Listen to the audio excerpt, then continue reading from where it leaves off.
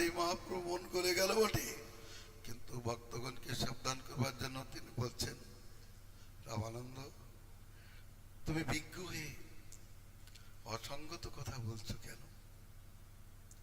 বলো, রাজার সহিত একটা সন্ন্যাসীর মিলন কি সম্ভব? তবে আমি জানি রাজা যে তোমাকে প্রীতি করে সেটাও তার কৃষ্ণ প্রাপ্তির কারণ হয়ে যাবে। আমি মনে করি তোমার মতো ভাগবতকে রাজা প্রীতি করে, তোমাতে এতক প্রীতি হইল রাজার, এই গুণে কৃষ্ণ তারে করিবে অঙ্গীকার। জানো, যে মে ভক্ত জনা পার্থ ন মে ভক্তাস্তে জনম, মদ ভক্তানাঞ্চ যে ভক্তা তে মে ভক্ত তমামতম। আদি পুরাণে অর্জুনকে বলেছেন, হে অর্জুন, যারা আমার ভক্ত তারা আমার প্রকৃত ভক্ত নয়, যারা আমার ভক্তের ভক্ত তারাই আমার ভক্ততম। এটাই আমার নিশ্চয়। আমার ভক্তদের আদর পরিচর্যা এটা সর্বোত্তম কৃষ্ণ প্রসন্নতার কারণ, কৃষ্ণ প্রাপ্তির কারণ। এবং এটাও সিদ্ধান্ত, সমস্ত আরাধনার মধ্যে বিষ্ণু আরাধনা শ্রেষ্ঠ হইলেও বিষ্ণু আরাধনা হইতেই বৈষ্ণবের আরাধনা পরতর। যাক, এইভাবেই সকলের সঙ্গে মিলিত হয়ে প্রসঙ্গে চললেন। রামানন্দ রায় এসেছেন। প্রভু জিজ্ঞাসা করলেন, রায় তুমি কমলনয়ন দর্শন করে আসলে? না। কেন? রামানন্দ রায় বলছেন, শরণ হৃদ হৃদয় সারথি, যাহা লয়া যায় তা যায় জীবরথি। আমি কি করব প্রভু, আমার চরণ রথ তোমার কাছে চলে আসলো। হায় হায় রায়, তুমি কি করলে? তুমি জগন্নাথ না দেখে আমার কাছে আসলে। তাকে শিক্ষা দিচ্ছেন জগৎদেবের কাছে, আগে প্রিয়তমকে দর্শন করে তারপরেই ইষ্টকে দর্শন করে অভিষ্টকে দর্শন করবে। রামানন্দ রায় সে তো সবই তত্ত্ব জানেন। মহাপ্রভু তাকে পরীক্ষা করলেন, যাও রায় কমল রকম দর্শন করো। প্রভু শিক্ষা দিচ্ছেন তদ্রূপ।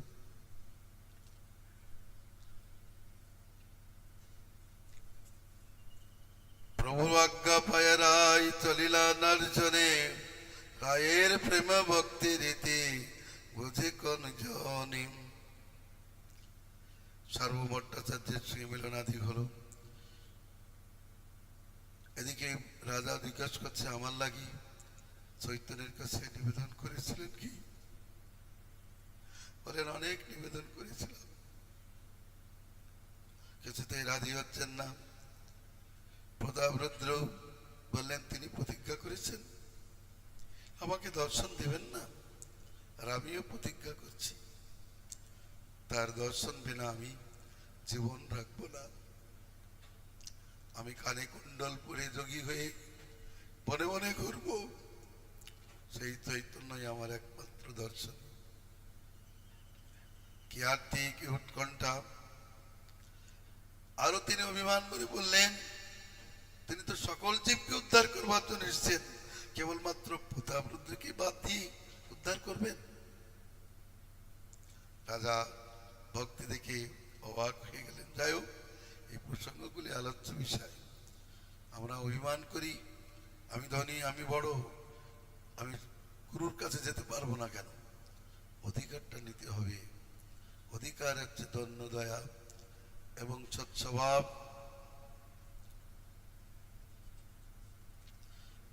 রামানন্দ রায় আসলেন। এই রথযাত্রার প্রসঙ্গে এই সমস্ত কথাগুলো চলছে।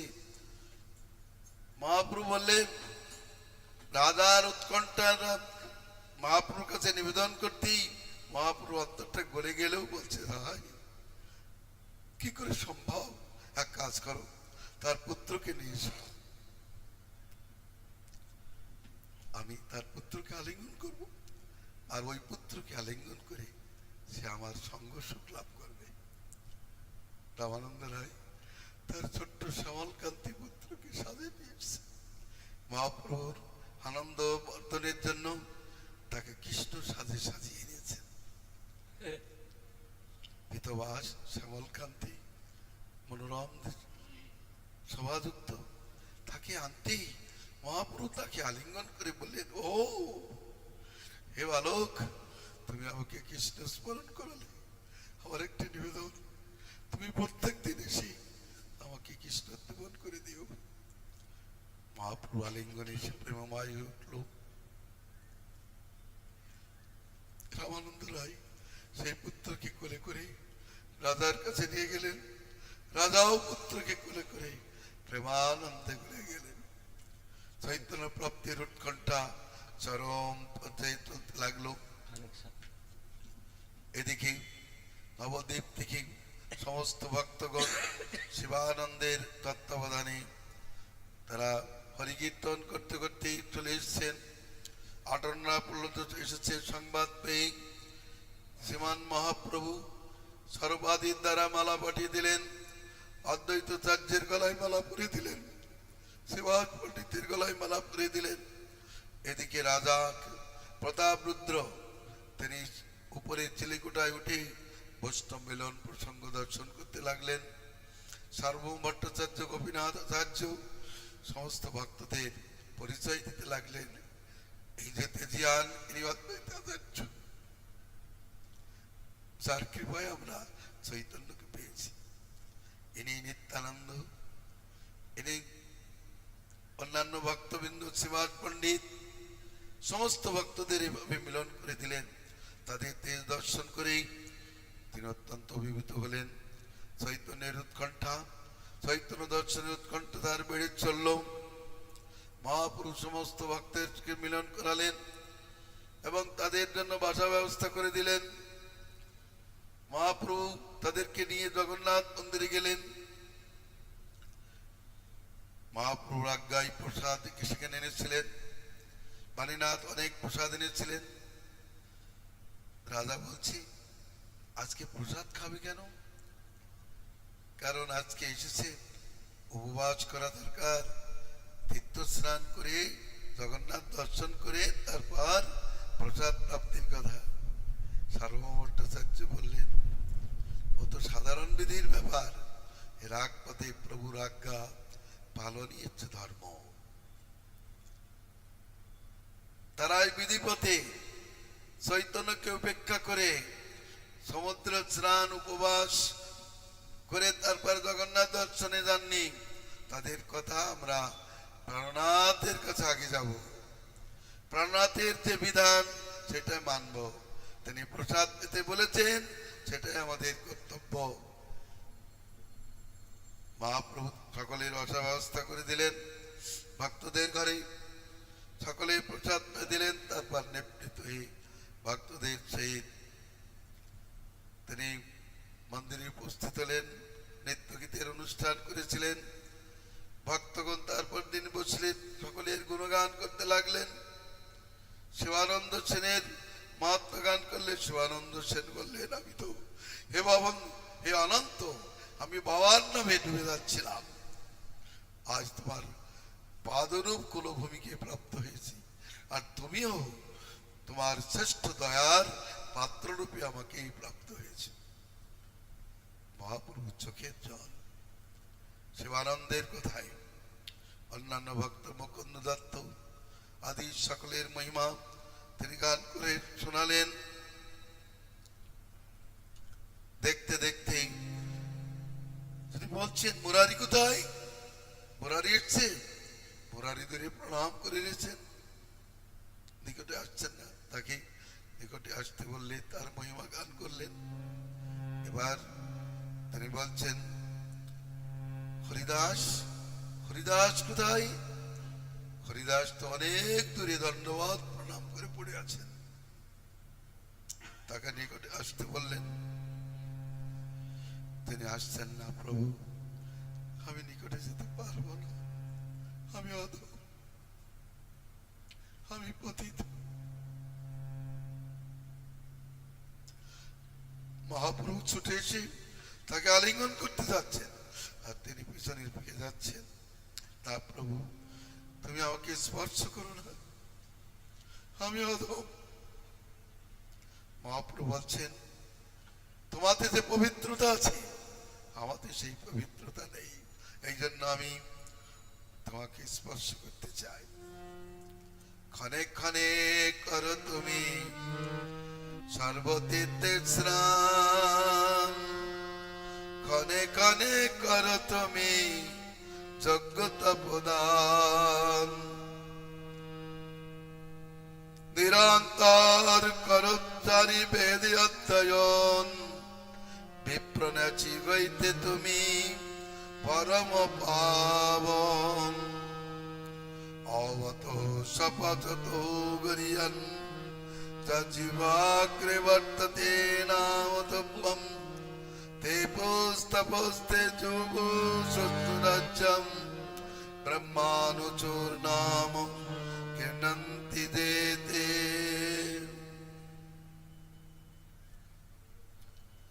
শ্রীমান মহাপ্রভু ভাগবত শ্লোকীয় আচরণের দ্বারা জগদ্দিককে বৈষ্ণব সমাদর করতে শিখাইছেন।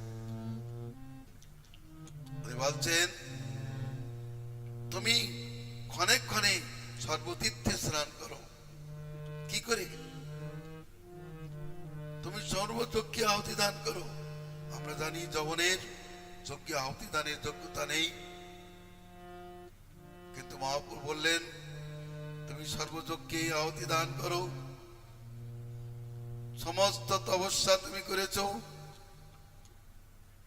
তুমি 4টে বেদই পড়েছ, নিরন্তর তুমি বেদ পাঠ করো। সে কি কথা? যবনের তো বেদাধিকার নেই। এর তাৎপর্য কি? জগতে বিপ্র এবং সন্ন্যাসী পবিত্র, কিন্তু তার থেকেও তুমি মহাপবিত্র।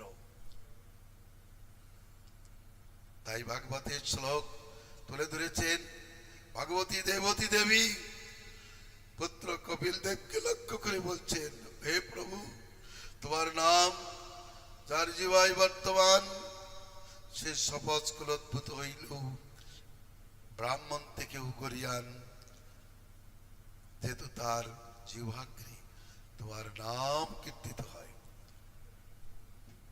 বলে সে শ্রেষ্ঠ হয় কি করে? ব্রাহ্মণ থেকে।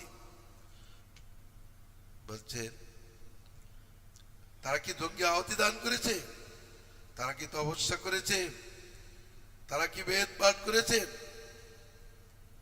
বলছেন, হ্যাঁ, তারা পূর্বজন্মে এই সমস্ত যজ্ঞে আহুতি দান করেছেন, সমস্ত ব্রতাদি পালন করেছেন, সকল প্রকার তপস্যা অনুষ্ঠান করেছেন এবং সকল বেদ পাঠ করেছেন। এই জন্মে তারা আজ যোগে নিরন্তর সমস্ত বেদের সৎফল স্বরূপ শ্রীকৃষ্ণ নাম কীর্তন করিতেছেন।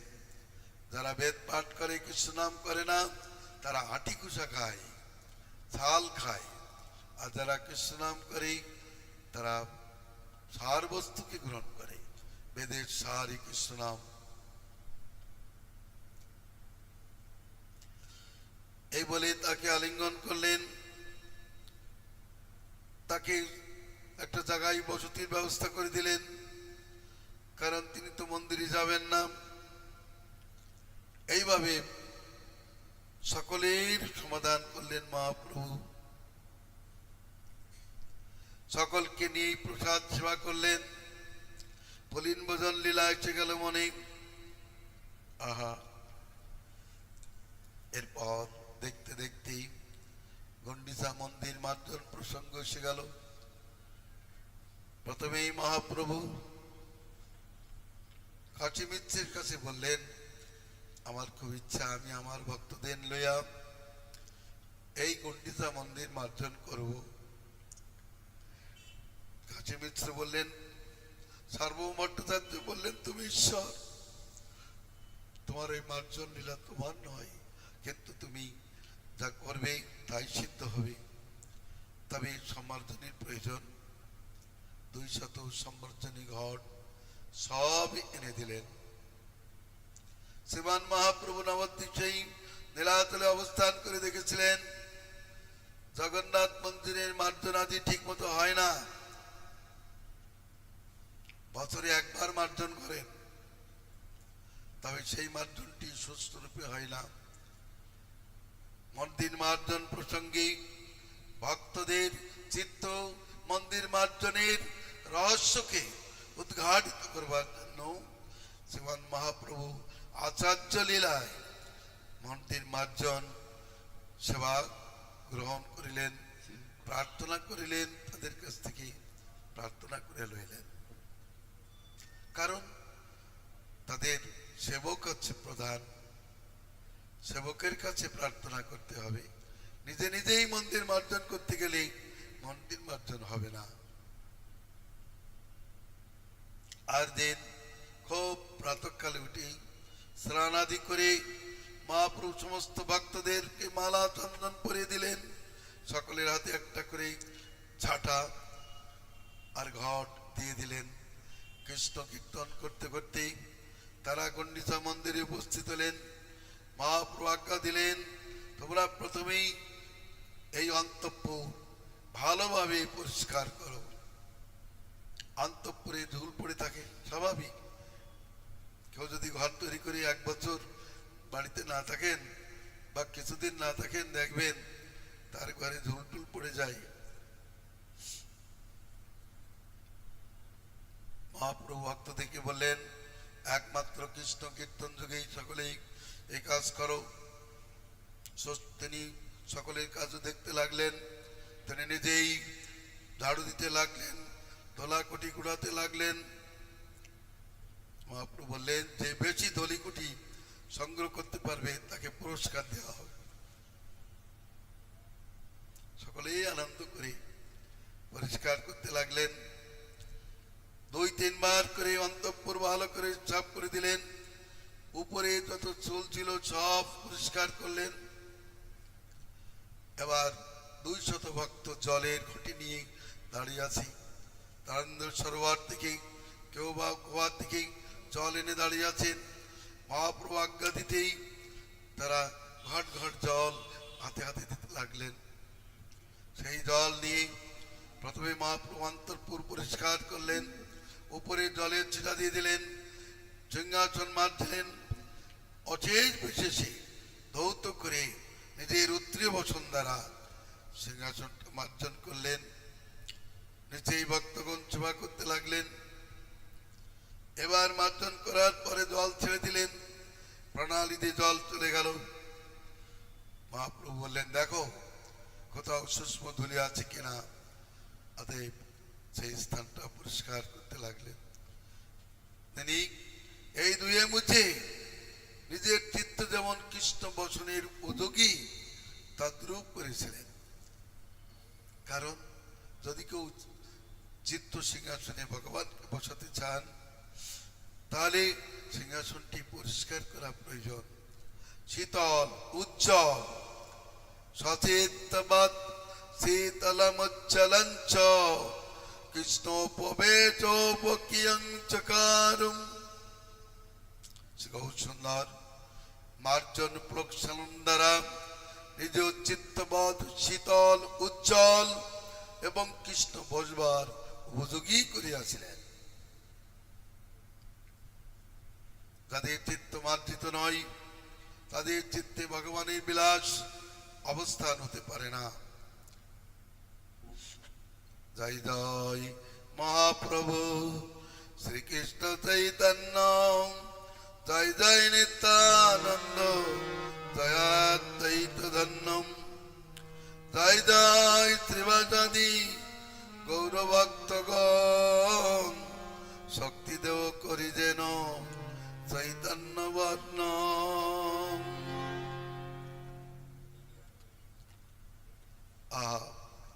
অপূর্ব বিচার।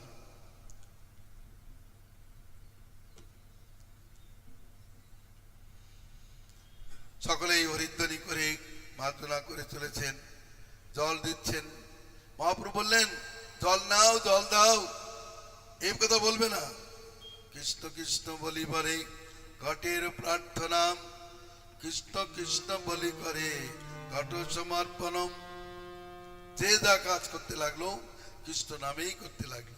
কৃষ্ণ কৃষ্ণ বলে ঘট দিতে লাগলো, কৃষ্ণ কৃষ্ণ বলে ঘট নিতে লাগলো, কৃষ্ণ কৃষ্ণ বলেই মার্জনা করতে লাগলো। মহাপ্রভু স্বয়ং তাই করতে লাগলেন। অর্থাৎ বাহ্যত জল বা মার্জনীর দ্বারা মন্দির মার্জন হলেও অন্তর্মন্দির মার্জন করার জন্য কৃষ্ণনাম কীর্তনের প্রয়োজন। কৃষ্ণনাম কীর্তন না করলে অন্তর্মন্দির মার্জিত হয় না। বৌদ্ধমশাই যেমন বলেন, এই ওষুধটা সেবন করুন বিষ্ণু বিষ্ণু বলে। অর্থাৎ যে পাপের ফলে রোগ হয়েছে সেই রোগ নিবারণের জন্য এই ঔষধের ব্যবস্থা, যাতে পুনরায় সেই পাপ না হয়, সেই পাপের মূল ধ্বংস করবার জন্য বিষ্ণু নাম কীর্তন। তদ্রূপ আমরা বাইরের মন্দির খুব মার্জনা করি, কিন্তু অন্তর মন্দিরে মার্জনা হয় না। অন্তর মন্দিরের মার্জনার জন্য সেখানে ঝাঁটা যায় না, সেখানে জল চলে না, সেখানে একমাত্র কৃষ্ণ নাম ঝাঁটা। সেখানকার পরিষ্কারের জন্য কৃষ্ণ নাম ঝাঁটা দিতে হবে, কৃষ্ণ নাম অমৃতের প্রবাহ দিতে হবে, তাহলে সেটা পরিষ্কার হবে।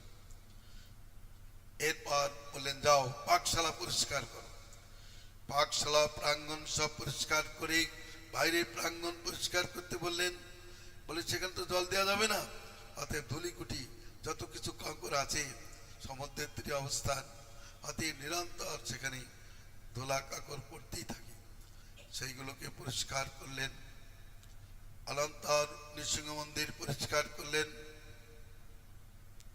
সেখানে একটি ঘটনা হয়েছিল, সকলে জল এনে মহাপ্রভু হাতে দিচ্ছেন। শোভানন্দ বলে একজন মহাপ্রভুর চরণে দিয়েছেন জল, আর সেই জল নিয়ে তিনি পান করতে আরম্ভ করেছেন। মহাপ্রভু বললেন, স্বরূপ তোমার গৌড়িয়ার ফয়জতি দেখো, ঈশ্বর মন্দিরে আমার চরণ ধোয়ালো আর সেই জল সে পান করছে, আমার কি গতি হবে? স্বরূপ তাকে ঘাড়ে ধাক্কা দিয়ে বাইরে করে দিলেন। সে তো আবার নমভাবে এসে প্রভুর চরণে প্রণত হলেন। কাজটা মিথ্যা করেনি, তিনি তো সাধারণ জীব মাত্র না। কিন্তু এই দৃষ্টান্তে কোন গুরু যেন এরকম চৈতন্য না সাজেন। অনেকেই দেখা যায় মন্দির মার্জন করতে যেই তার গুরুর চরণে জল দিয়ে খেতে থাকে। চৈতন্যদেব এটা তো নিষেধ করেছেন। ঈশ্বর মন্দিরে কেবলমাত্র ঈশ্বরের সেবা হবে, অন্যের নয়। এটা চৈতন্যের শিক্ষা। গুরুদেবের আবির্ভাব তিথিতে শিষ্যমালা পড়বে কেন? গুরুদেবের মতো বসে গেল আর অমনি অমনি মালার ঝুড়ি তার গলায় পড়তে লাগলো। এ কি চরিত্র? তার শিক্ষা দেওয়া উচিত। হ্যাঁ, গুরুর প্রসাদী মালা সে একটা স্বীকার করতে পারে, তাই বলে ওদিকে গুরু বসে গেছে আবার শিষ্যও বসে গেছে। পূজাটা কার? গুরুদেবের পূজা। অতএব গুরু পূজায় গুরুদেবেরই পূজা করা উচিত। গুরু প্রসাদী মালা দিয়ে নিজ গুরুর সম্মান করা উচিত। জয় গোবিন্দ। এইটা বন্ধ করো। গোবিন্দেতি মঙ্গলম। শ্রীমান মহাপ্রভু আচার্য লীলায় এতটুকু শিক্ষা দিয়েছেন। নৃসিংহ মন্দির মার্জনাদি করলেন, তারপর নরেন্দ্র সরোবরে জল কেলি করলেন। ও যেন রাধাকুণ্ডীর জল কেলি লীলা স্মরণ করে পাগল করা হয়ে গেলেন। আবার সেখানে অদ্বৈতাচার্য শেষাই লীলা প্রকাশ করেছেন। এরপর স্নান করে উঠলেন, দিব্য বচন ভূষণ পড়লেন।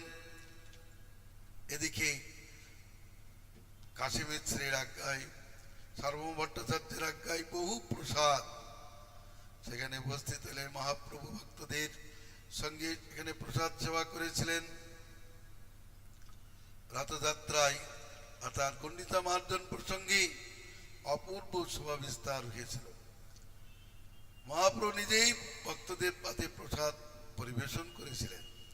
জগন্নাথের প্রসাদ দিয়ে সব মহোৎসব করেছিলেন। এইভাবে চলে গেল 8 দিন নেত্রোৎসব। মহাপ্রভু ভক্তদের সেই জগন্নাথের নেত্রোৎসব অর্থাৎ প্রথম নবযৌবন দর্শন করেছিলেন। প্রতাপ রাজা গুরুদেবকে আজ্ঞা করেছেন যাতে চৈতন্য মহাপ্রভু ভক্তবৃন্দ সহ সুখে জগন্নাথের নেত্রোৎসব দর্শন করে বা রথোৎসব পাণ্ডু বিজয় দর্শন করে তার ব্যবস্থা করবেন। কাশী মিশ্র এই ব্যবস্থা নিলেন। এবার রথযাত্রার দিনে মহাপ্রভু সকাল সকাল উঠে স্নান করিলেন। ভক্তগণ সব উঠলেন। সকলে কৃষ্ণ কীর্তন করতে করতে পাণ্ডু বিজয় দর্শনের জন্য জগন্নাথ মন্দিরে উপস্থিত হলেন। কাশী মিশ্রের তত্ত্বাবধানে জগন্নাথ দর্শনের ব্যবস্থা হলো। বৃন্দাবন সাজে সজ্জিত হয়ে শ্রী জগন্নাথ তুলি থেকে তুলিতে লাভ দিয়ে দিয়ে আসতে লাগলেন। মহাপ্রভু জগন্নাথ দর্শন করেই যথা গগা করতে লাগলেন, মণিমা মণিমা শব্দ করতে লাগলেন। ভাবে বিভোর হয়ে গেল। জয় শ্রীকৃষ্ণ চৈতন্য মহাপ্রভু কে রথযাত্রায় মহাপ্রভু অপূর্ব শোভা।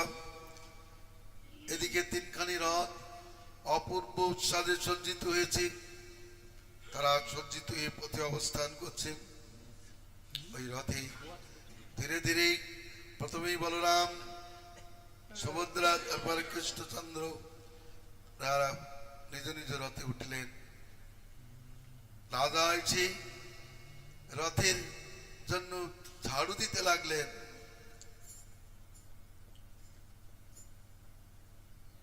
তা দেখে মহাপ্রভুর অন্তর গলে গেল। সিংহাসনে বসে করে হীনের সেবন, অতএব ঈশ্বরের কৃপার ভাজন। ওই সেবা দর্শন করে মহাপ্রভু অন্তর তার সঙ্গে মিলিত হওয়ার জন্য ছটফট করতে লাগলেন। তিনি মিলতে চান না, এবার তার সঙ্গে মিলিত হওয়ার জন্য তিনি উঠেছেন।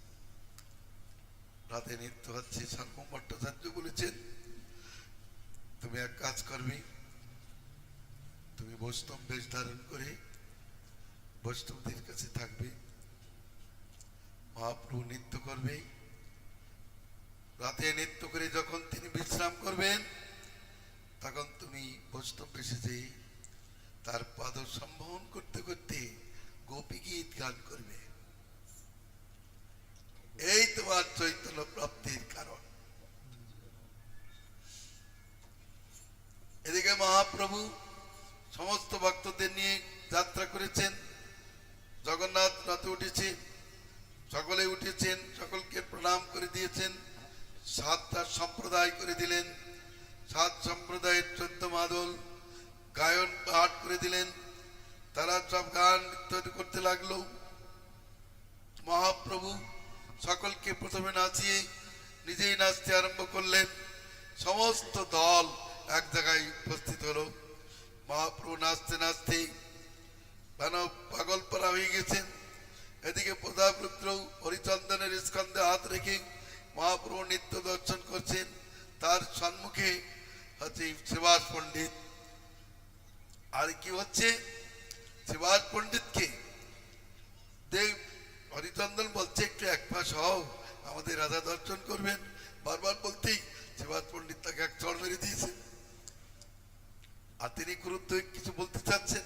রাজা বলছেন, না, তুমি সৌভাগ্যবান, তুমি মহান্তের চপেটাঘাত পেয়েছো।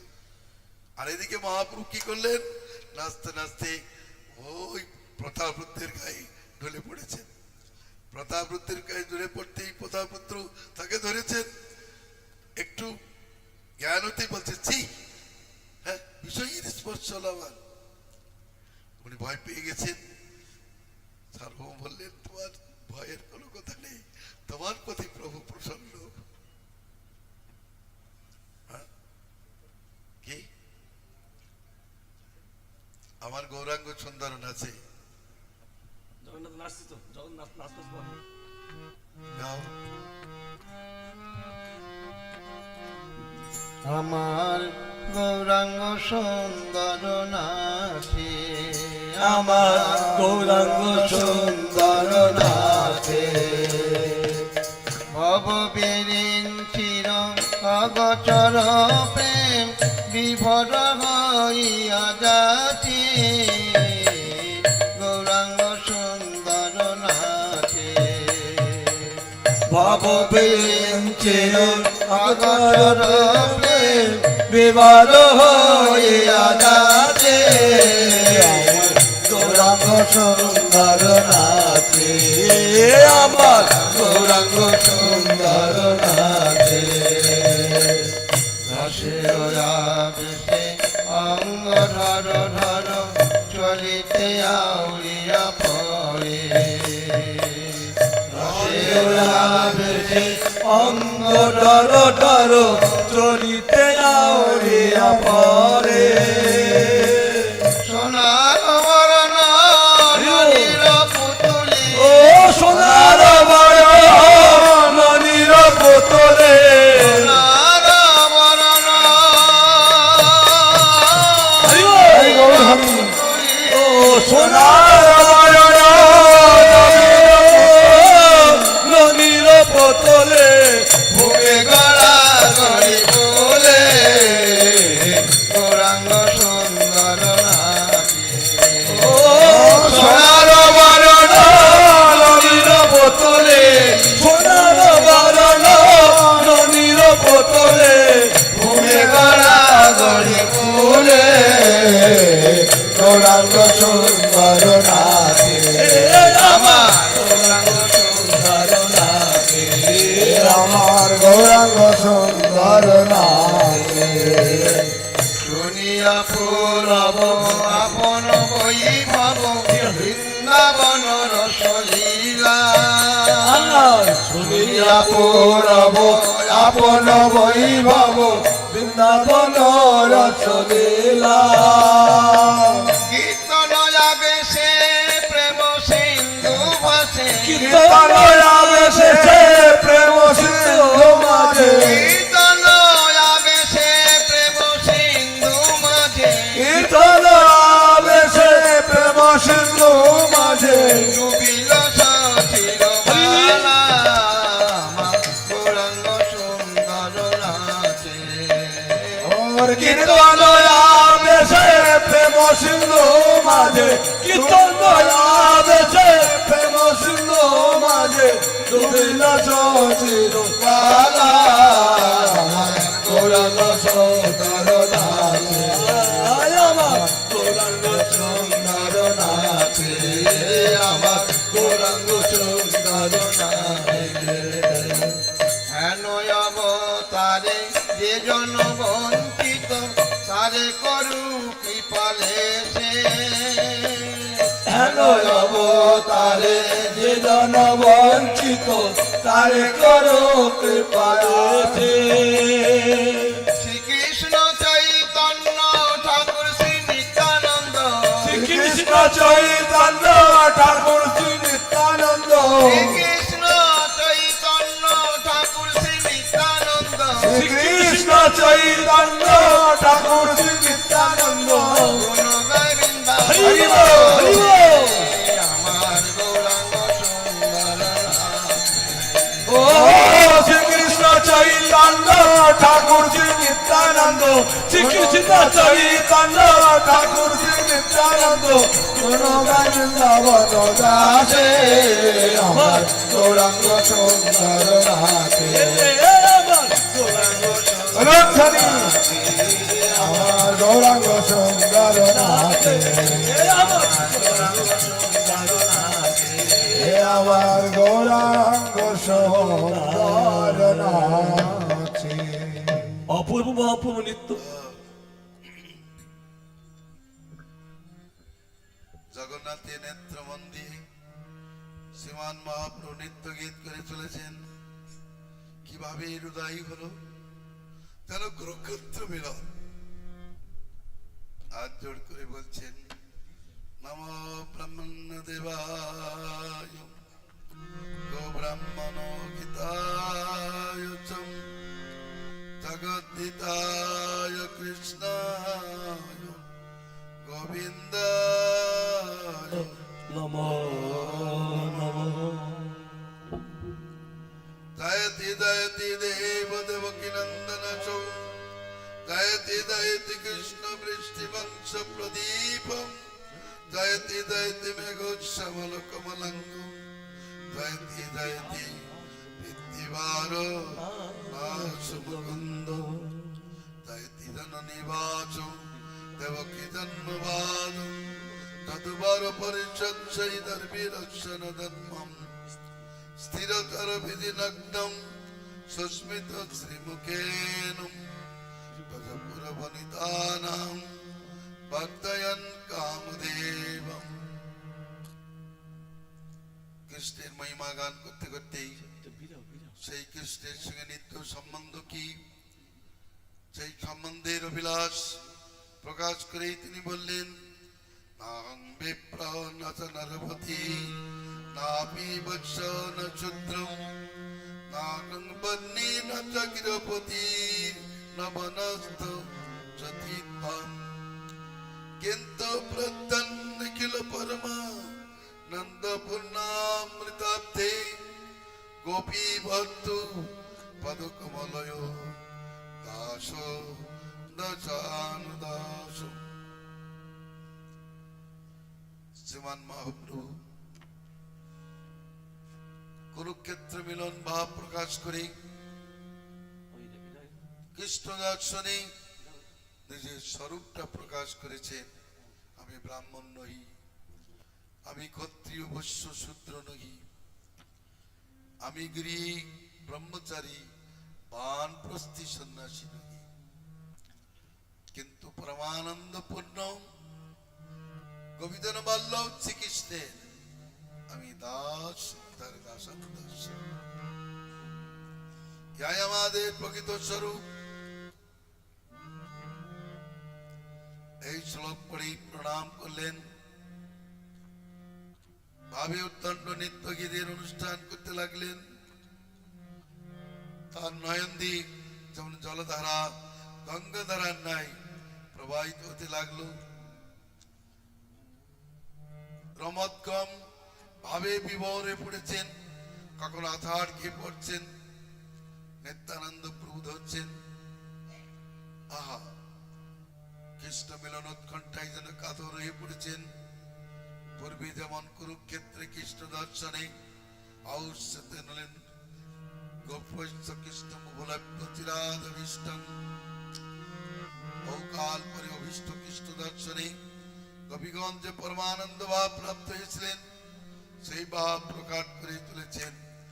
চৈতন্যদেব নীলাচলে জগন্নাথ মিলন প্রসঙ্গ উত্থাপন করেন নাই, তিনি প্রতি ক্ষেত্রে ক্ষেত্রে কুরুক্ষেত্র মিলন প্রসঙ্গ প্রকাশ করেছেন। জগতের জীব জানেন যে গুন্ডিচা দেবী মন্দির করলে জগন মন্দির প্রতিষ্ঠা করবেন মূর্তি, তাই জগন্নাথ বলরাম এসে বললেন মাসি আর মন্দির পৃথক মানে বিগ্রহ প্রতিষ্ঠা করতে হবে না, আমরাই সেখানে যে বিহার করব। অতএব তিনি আষাঢ় মাসের দ্বিতীয়াতে রথযাত্রা করেন, সেখানে যান, বেশ সপ্তাহখানিক থাকেন, তারপরে ফিরে আসেন। সকলেই জানেন জগন্নাথ মাসি বাড়ি যান, আর চৈতন্য দর্শনে সেটা হলো বৃন্দাবন। নীলাচল যে দ্বারকাপুরী, আর তাই হচ্ছে বৃন্দাবন স্বরূপ। কিন্তু চৈতন্য দর্শনে চৈতন্যদেব সেখানে কুরুক্ষেত্র মিলন লীলা প্রকাশ করেছেন। তার বিভিন্ন পদোচ্ছ্বাস থেকে আমরা জানতে পারি। এভাবে বলতে বলতে ভাবে বিভোর হয়ে গেলেন, ভাব বিকারে ছটফট করছেন। সঙ্গে সঙ্গে শ্রীমতী রাধারানীর ভাবে গান করতে লাগলেন।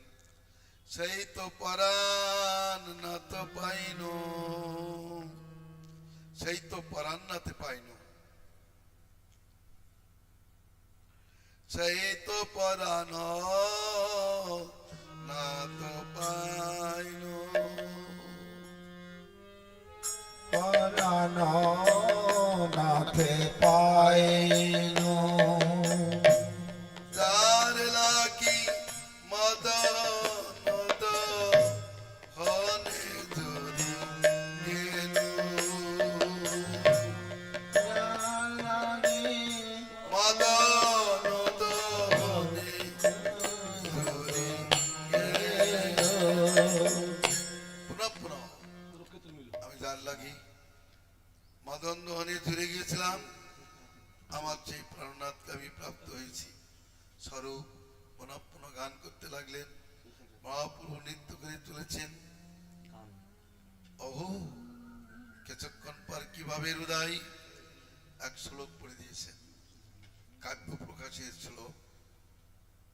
সকলে অবাক। চৈতন্য দেবের মুখে সাধারণ নায়িকার শ্লোক। যা কুমার গারো সৈব হি পরস্তাম সত্তোষ কপাস্তে তন্মেলিত মালতি চুরোভয় পৌরা কদম্বানিলম সাত্বৈতাস্মি তত্রাপি তত্র চুরোত ব্যাপার লীলাবিদৌ দেবারুদোষী বেতোষী তরুতলে চেতো সমুৎকণ্ঠতে। কোন এক নায়িকা নিজের ভাবোদ্গার করিতেছেন।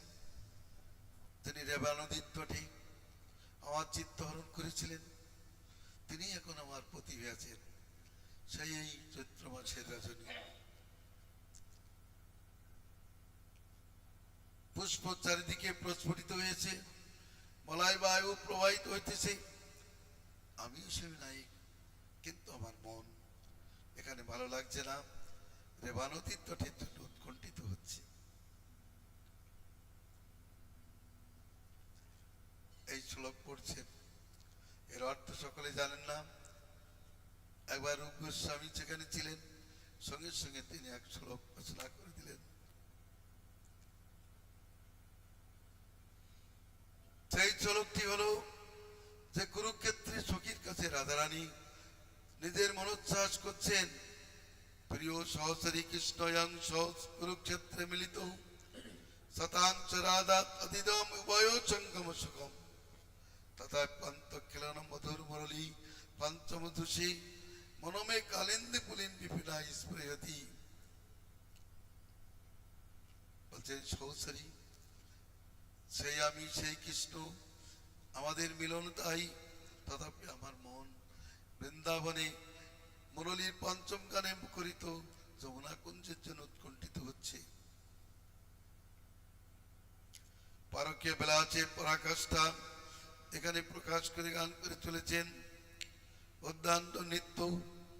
এই শ্লোক পাঠ করে চলতে চলতেই হাত তুলে বলছেন, আউষ্যতি নলিনাভ পদারবিন্দম যোগেশ্বরৈ ইতি বিচিন্তমগাধ বোধয়ীম সংসার কোপ পতিত তারণাবলম্বং কেগং দুষামপি মনুষ্য ধিয়াৎ সদন। কবিগণ বলেন, হে নলিন নাভ, এ পদ্মনাভ, তোমার যে পাদ পদ্ম অগাধ বোধ সম্পন্ন যোগেশ্বরগণ হৃদয়ে নেত্রে অন্তর চিন্তা করিয়া থাকি। তোমার যে চরণ সংসার কূপে পতিত জনের একমাত্র অবলম্বন স্বরূপ। আমরা গৃহ সেবিনী গোপী, তোমার সেই চরণ আমাদের হৃদয়ে উদয় করাও, ইহাই আমাদের কামনা বিষয়। শ্রীমান মহাপ্রভু এর একটা সরস অনুবাদ করেছেন, সেটা খুবই পরিনিধানযোগ্য। আনের হৃদয় মন, মোর মন বৃন্দাবন, মনে মনে এক করি জানি, তা তোমার পদত্যায়ী করাও যদি উদয়, তবে তোমার পূর্ণ কৃপা মানি। প্রাণনাথ নমর সত্য নিবেদন, ব্রজ আমার যদন, তা তোমার সঙ্গম না পাইলে না রাগে জীবন। পূর্বে উদ্ধবদারে এবে সাক্ষাতে আমারে, যোগ জ্ঞানে করিলে উপায়, তুমি বিদগ্ধ কৃপাময়, জানো আমার হৃদয় মরে বইছে কইতে না জুয়ায়। বলছেন এই প্রাণনাথ, আমার এই সত্য নিবেদন শোনো। অন্যের হৃদয় মন, কিন্তু আমার মনই বৃন্দাবন।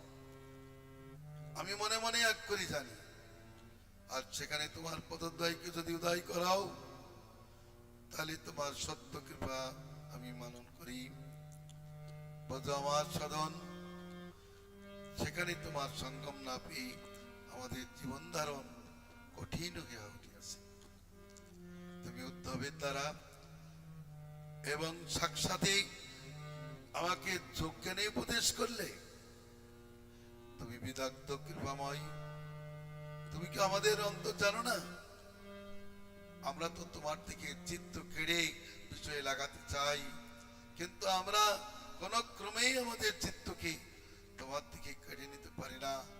সেই আমাদেরকে তুমি যোগ্যানে উপদেশ করছো। তুমি কি স্থান বিচার করতে পারো না? আর গোপী কি যোগেশ্বর যে পদকমল ধ্যান করেই সুখী হবে? তোমার পরিপাটি বাক্য শুনে গোপীর রোজ হয়। একটু ভালো করে শুনে নাও, যাদের দেহস্মৃতি নাই তাদের সংসার খুব নাই, তার থেকে উদ্ধারের কোনো কথাই নাই। আমাদের তো দেহস্মৃতি নাই। তোমার চরণ একমাত্র অবলম্বন কাদের? যারা সংসার খুবই পতিত হয়েছে তাদের। কিন্তু আমাদের দেহস্মৃতি নাই, আমাদের সংসার কুপ নাই। তবে কাঁদছো কেন? তোমার বিরহ নলে আমাদের চিত্ত জলে। তোমার বিরহ কবির আমাদেরকে গিলতে বসেছে। আমাদেরকে রক্ষা করো প্রভু। বৃন্দাবন গোবর্ধনে, যমুনা পুলিন বনে, কুঞ্জে যে সমস্ত রসাদি লীলা করেছিলে, তুমি কি সেসব ভুলে গেলে? হায় হায়, তুমি কেমনই ভুলে গেলে? তুমি বিদগ্ধ করুণ সৎগুণ সম্পন্ন, তোমার মন যে বৃন্দাবনে স্মরণ করে না, সেটা আমার দুর্দৈব স্বরূপ। বলে রাধার কি দুর্দৈব? রাধাকে অভিশাপ দিয়েছেন, শ্রীরাম 100 বছর তোমাকে কৃষ্ণ বিরহ ভোগ করতে হইবে। আমি সেই দুর্দৈব ভোগ করিতেছি।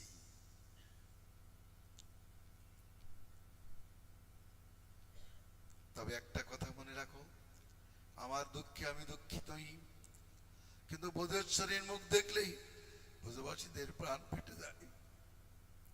তুমি তাকে আর দুঃখ দিও না।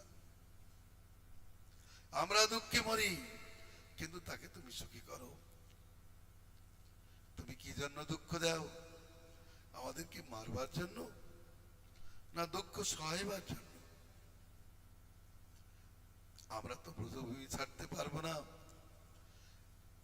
তুমি ব্রজভূমি ছেড়ে এসেছো, আসতে পারো, কিন্তু আমরা ব্রজভূমি ছাড়তে পারবো না। তোমাকে না দেখলেও থাকতে পারবো না। তুমি এবার বলো আমাদের উপায় কি হবে?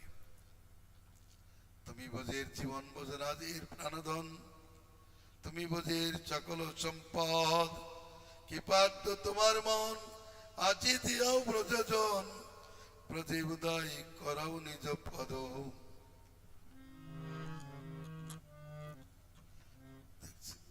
শুনিয়া রাধিকা বাণী, ব্রজ প্রেম মনে আনি, ভাবে আকলিত কইল মন। ব্রজ লোকের প্রেম শুনি আপনাকে ঋণী মানি, করেন কৃষ্ণ তারে আশ্বাসন। প্রাণ প্রিয়ে শোনো মোর সত্য নিবেদন, তোমার সবার স্মরণে চুরময়ী রাত্রি দিনে মোর দুঃখ না জানি কোন জন। ব্রজবাসী যতজন পিতা মাতা সখাগণ, সবে ওই মোর প্রাণ সমন। তার মধ্যে গোপীগণ সাক্ষাৎ মোর জীবন, তুমি মোর জীবনের জীবন। তোমার প্রেম রহস্যে আমাকে বশীভূত করেছি, আমি সর্বদাই তোমাদের অধীন। তোমার সভা ছাড়িয়ে আমাকে যে দুর্দেশে রেখেছি, সেটাও আমার দুর্দৈব। কারণ রাধার অভিশাপ আমাকেও ভোগ করতে হবে। রাধার অভিশাপ তার 100 বছর কৃষ্ণ বিরহ হবে, তাহলে 100 বছর কৃষ্ণের দুঃখ ভোগ করতে হবে। রাধার সঙ্গ তিনি লাভ করতে পারবেন না, তাই বলছেন আমারই দুর্দৈব। আমি জানি প্রিয়া প্রিয় বিনা, প্রিয় প্রিয়হীনা হয়ে বাঁচতে পারে না, কিন্তু নিজের দশা শুনে অন্যের দুঃখ পাবে, প্রাণে যাবে, এইরূপ চিন্তা করে ভয় পেয়ে তারা প্রাণ ত্যাগ করে না। তবে একটা কথা মনে রাখো, যে সতী প্রেমবতী, প্রেমবান সেই পতি, বিয়োগতে বাঞ্চে প্রিয় গীতে, নাগনে আপন দুঃখ বাঞ্চে প্রিয়জন সুখ, সেই দুই মিলে অচিরাতে। আমি তোমার প্রাণ রক্ষার জন্য প্রত্যেকদিন নারায়ণের পূজা করি, তার শক্তিতে প্রত্যেকদিন আসি। তোমার সঙ্গে আমি স্বপ্নে মিলিত হই, কিন্তু তুমি তা স্বপ্নবাদ মনে করো। আমাকে লুকাই তোমার কাছে আনি, সাক্ষাৎ আনবে। যাদের বিপক্ষ যত শত্রুপক্ষ আছে আমি সব শেষ করেছি, কিছু বাকি আছে, আমি তাদেরকে মেরে অল্প দিনের মধ্যে এসে তোমাদের মতো বন্ধুদের সহিত বৃন্দাবনে দিবস রজনীতে বিহার করব। এই কথা বলে কৃষ্ণ ব্রজে যাওয়ার জন্য উৎকণ্ঠিত হয়ে পড়লেন। একটি শ্লোক বললেন, ময়ি ভক্তি ভূতানাং অমৃততায় কল্পতি, দৃষ্টামদাচেৎ মন্ত্রো ভবতীনাং মদাপনম। আমাদের ভক্তি জীবের পক্ষে অমৃতের কারণ, সৌভাগ্যের বিষয়। গোপীগণ, আমার প্রাপ্তির কারণ যে প্রেম ভক্তি, তা তোমরা প্রাপ্ত হয়েছ, তোমরা ধন্য হয়েছ, অচিরেই আমাকে প্রাপ্ত হবে। কবিদেরকে আশ্বাস দান করেছেন। এদিকে সখীগণ তারা কৃষ্ণের কাছে আরতি নিবেদন করেছেন।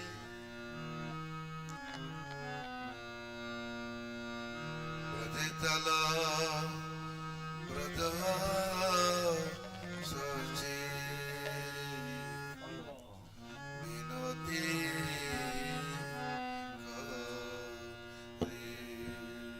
ব্রজে চলা ব্রজ সচে বিনতি করি। রাধানাথ রূপে তোমার, রাধানাথ রূপে তোমার, দেখব মোরা নয়ন ভরি।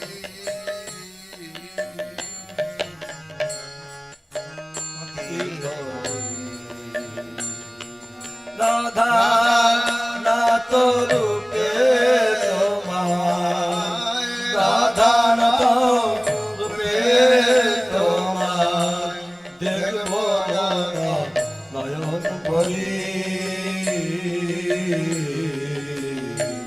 মিনতি করি একবার ব্রজে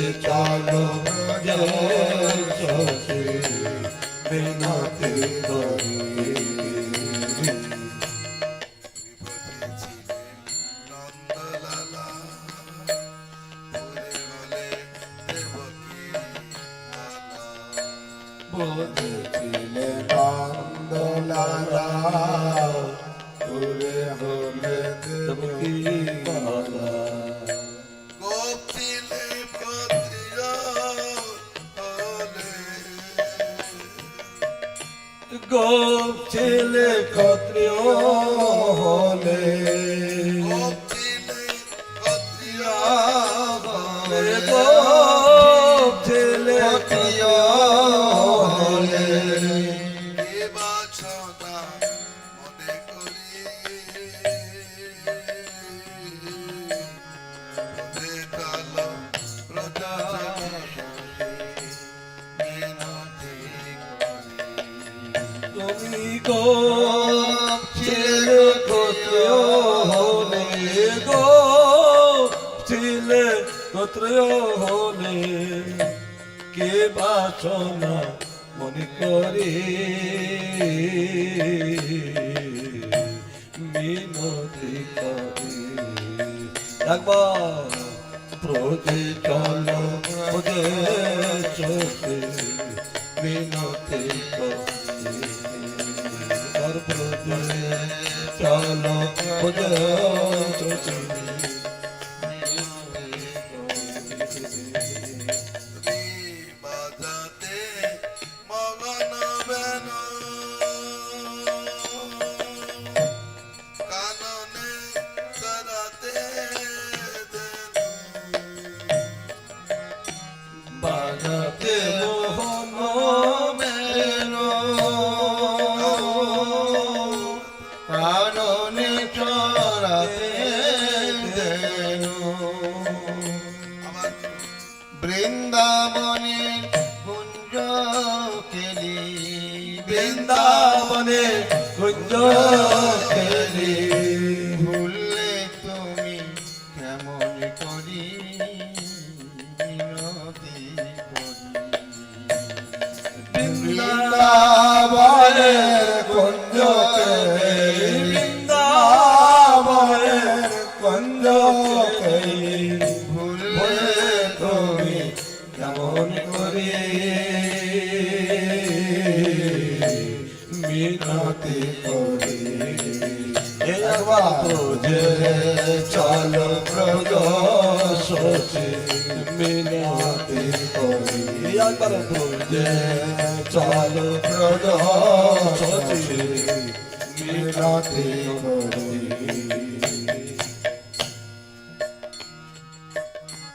রাজবেশ নাগনী হীন গোপবেশ, শিখি চূড়াবদ্ধ কেশ। ব্রজ শশী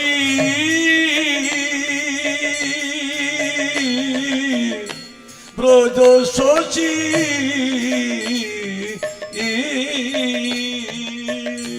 না দেখিছে গোপবেশ, শিখি চূড়াবদ্ধ কেশ। রাজবেশ দেখি তোমার, রাজবেশ দেখি তোমার, সবে প্রাণে মরি হরিব মিনতি কি আপনি বলো না। রাজবেশ দেখি তোমার, রাজবেশ দেখি তোমার, মোরা সবে প্রাণে মরি মিনতি করি। একবার বুঝে চলো ব্রজ শোচে মিনতি করি। একবার বুঝে চলো ব্রজ শোচে মিনতি করি। নাগনিয়া পন দুঃখ দেখি ব্রজেশ্বরী মুখ। নাগনিয়া আপন দুঃখ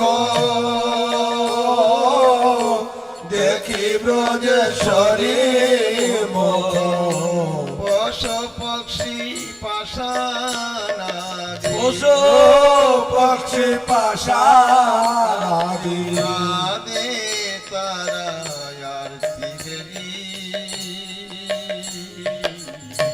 মিনতি করি পশু পক্ষী পাশাদি পশু পক্ষী পাশাদি রাধে আরতি হরি মিনতি করি আদর পূজে চলো ব্রজ শশী মিনতি করি আদর পূজে চলো ব্রজ শশী মিনতি করি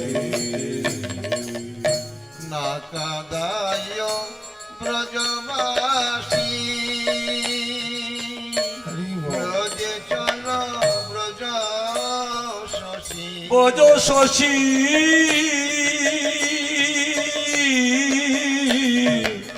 ব্রজ শশী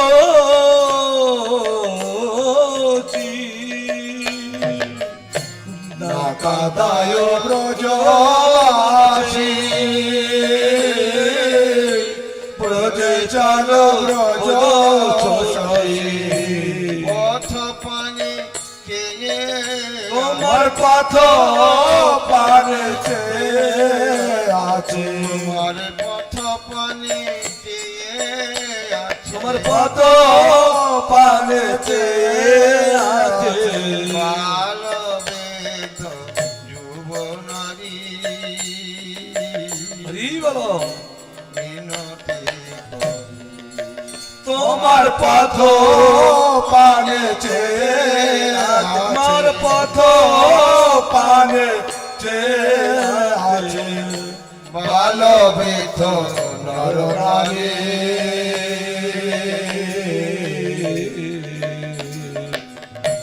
মিনতি করি একবার বোঝে চলো ব্রজ শশী মিনতি করি একবার বোঝে চলো ব্রজ শশী মিনতি করি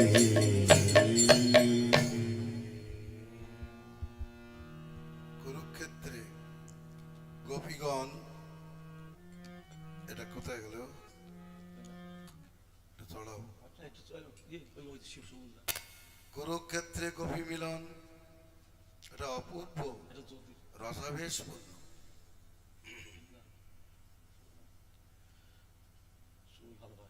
নন্দাদি গোপগণ তারা সূর্যগ্রহণ উপলক্ষে কুরুক্ষেত্রে উপস্থিত হয়েছিলেন কৃষ্ণ দর্শনের উৎকণ্ঠায়। তারা পুণ্যকামীদের মতো পুণ্য সঞ্চয়ের জন্য সেখানে যান নাই, তারা কৃষ্ণ দর্শনের উৎকণ্ঠায় গিয়েছিলেন। কৃষ্ণকে দর্শন করে তারা মনোচ্ছ্বাস প্রকাশ করেছিলেন, হে শ্যাম, তুমি যেমন সেদিন সেজেছিলে আর কি তেমন সাজবে না? সেদিন যেমন নটবর বেশে বনে গিয়েছিলে ললিত বিলাসী, তেমনি করে কি নয়নের নাটে গোপীগণ কি বহিত করবে না? সেদিন যেমন কদমের তলে গেয়েছিলে গান মনকুতুহলে, তেমনি করে বিনোদ ঠাটে আর কি বাঁশি বাজাবে না? সেদিন যেমন চাকরির প্রতি হয়েছিলে দানি বেনু মামাতি, তেমনি করে আর কি মাধব রাধার দধি লুট করে খাবে না? তাকে মনে করে দিচ্ছেন তুমি বৃন্দাবনেই সমস্ত লীলাগুলি করেছিলে। সেদিন যেমন নিকুঞ্জ ভবনে করেছিলে কেলি রাধিকার চরণ, তেমনি করে আর কি রমন রাধার সিঙ্গার করবে না? সেদিন যেমন বর্ষা হর্ষবনে চলেছিলে না রাধিকার চরণ, তেমনি করে আর কি রচি রাধারে ভয়ে দেখাবে না। সেদিন যেমন বসন্ত কাননে খেলেছিলে ফাগু রাধা চকিছনে, তেমনি করে আর কি মোহন ফাগু দোচরিত হবে না। সেদিন যেমন কুসুম কাননে করিলে কন্দল রাধিকার শনি, তেমন কি আর ব্রাহ্মণের বেছে রাধারে রবি পূজাবে না। সেদিন যেমন কোকিলা বনে ডেকেছিলে মধুর কুকুতানে, তেমনি করে আর কি রচি রাধারে মোহিত করবে না। এমন তুমি সেদিন যেমন শাকারির বেশে বিশ্ববানু দেশে গিয়েছিলে, রাধারানীকে তুমি শাখা পরিয়েছিলে এবং এইভাবে তোমার মিলন গিয়েছিল। আর কি সেই শাখা পরানো লীলা প্রকাশ করবে না। সেদিন যেমন আয়নের রূপে তুমি গিয়েছিলে জটিলা ভবনে, এমনই ভাবে কি আর জটিলাকে মোহিত করবে না। তুমি দেবী ভাবে জটিলা ভবনে যে রাধার মুখ থেকে প্রেম তত্ত্ব শিক্ষা শুনেছিলে, তেমনি করে আর লীলা করবে নাকি? কবিদের এই উচ্ছ্বাস ভগবান শ্রীকৃষ্ণ বললেন, অপেক্ষা করো, আর অল্প কিছুদিনের মধ্যে অর্থাৎ 100 বছর পূর্ণ হলে আমি তোমাদের সঙ্গে বৃন্দাবনে মিলিত হয়ে পূর্ববৎ সেই সমস্ত দিবস রজনী লীলা বিলাস করব। তোমরা একটু চোখ বুঝে যাও। রাধারানীকে বলেছিলেন, আমি যাচ্ছি, কাল আসবো, কালকে কংসকে মারবো, পরশু দিন আসবো। 3 দিন তুমি চোখ বুঝে থাকো, আর এখনো বলছি আর কিছুদিন একটু চোখ বুঝে থাকো। আমি অল্প দিনের মধ্যে এসে তোমাদের সেই প্রেম বিলাসে মত্ত হব। এই কথা বলে শ্রীমান মহাপ্রভু রাধার ভাবে আত্মি প্রকাশ করে চলেছেন। রাত চলেছে ধীরে ধীরে, কখনো জগন্নাথের রথের সম্মুখে, কখনো বলরামের রথের সম্মুখে, কখনো বা সুভদ্রা রথের সম্মুখে নৃত্য করে চলেছেন। কখনো বা গৌর আগে গেলে সাপ পিছনে চলে, গৌর পিছনে থাকে। একটা ঘটনা হলো এইভাবে রথ চললো বালগণ্ডী স্থানে। সেখানে রথ দাঁড়ালে কোটি কোটি ভক্ত ভগবানকে নিবেদন করলেন নিজ নিজ উপহার। শ্রীমান মহাপ্রভু একটু বিশ্রামের ভাব নিলেন। বালগণ্ডী স্থানে রথ দাঁড়ালে মহাপ্রভু এক পুষ্পোদ্যানের নির্জনে তিনি বিশ্রাম করতে লাগলেন। এদিকে সার্বভৌম ভট্টাচার্য রাজাকে বৈষ্ণব বেশে পাঠালেন। রাজা সেখানে যে প্রণাম করে চরণ সম্বোধন করতে করতে জয়তি তেতিকা জন্মনা প্রজা শ্রয়ত ইন্দিরা শস্যদাত্রহি দৈত দীক্ষতা দীক্ষতা স্থৈবিকাশব তন্বিচিন্নতে সয়ে সাধু দাতসা সরসিজো নরো শিব সারসা সুরতনাথ দে শুল্ক দাসিকা ভরদ নিগ্নত দেহ কিম্বধ পয়ার বেল রাক্ষসা বর্ষ মারুতাদ বৈদ্যুতানলা বিষময়াত্মজার বিশ্বতগজা বিষবতে বয়ম রক্ষিতাম নাকুল গোপিকা